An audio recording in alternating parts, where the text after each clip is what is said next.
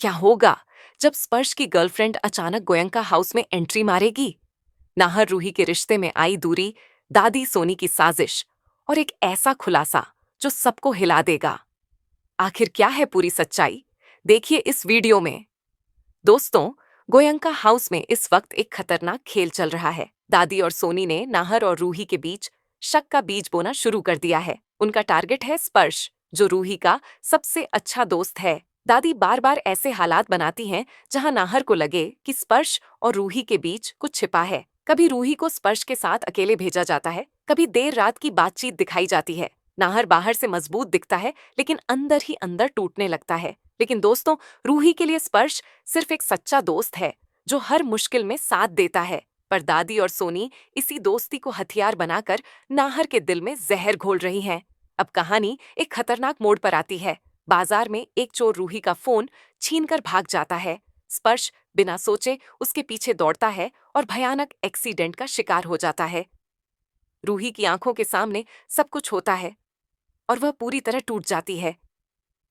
नाहर जब अस्पताल पहुंचता है तो पहली बार उसे एहसास होता है स्पर्श ने रूही के लिए अपनी जान दांव पर लगा दी।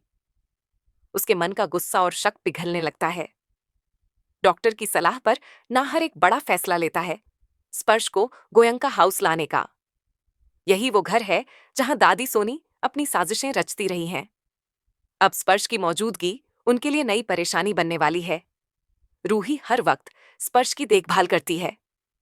दादी और सोनी इसी मौके का इस्तेमाल करके नाहर को फिर भड़काने की कोशिश करती हैं। लेकिन इस बार नाहर अलग है। और फिर वो पल आता है जो सब कुछ बदल देता है। अचानक स्पर्श की गर्लफ्रेंड गोयंका हाउस पहुंच जाती है। वह घबराई हुई, चिंतित सीधे स्पर्श के कमरे में जाती है। पूरा माहौल सन्नाटे में बदल जाता है।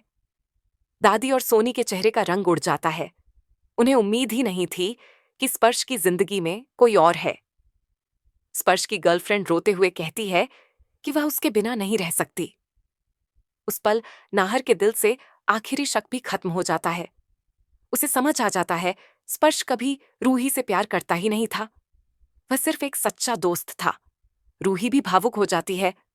नाहर और रूही की आंखें मिलती हैं और दोनों को एहसास होता है कि दादी सोनी की वजह से उनके बीच कितना बड़ा फासला आ गया था। दादी और सोनी के लिए यह किसी झटके से कम नहीं। उनका सारा प्लान ध्वस्त हो चुका है। स्पर्श की गर्लफ्रेंड की मौजूदगी ने हर झूठ को बेनकाब कर दिया। लेकिन दोस्तों, दादी और सोनी चुप बैठने वालों में से नहीं हैं। वे अब और खतरनाक साजिश रचने वाली हैं। दादी को एक पुरानी फाइल मिलती है जिसमें रूही के अतीत का राज छिपा है। क्या ये राज नाहर रूही के रिश्ते को फिर तोड़ देगा, या इस बार सच्चाई की जीत होगी? कमेंट में बताएं आप किसके साथ हैं, नाहर रूही के या दादी सोनी के। और वीडियो को लाइक करना मत भूलिएगा।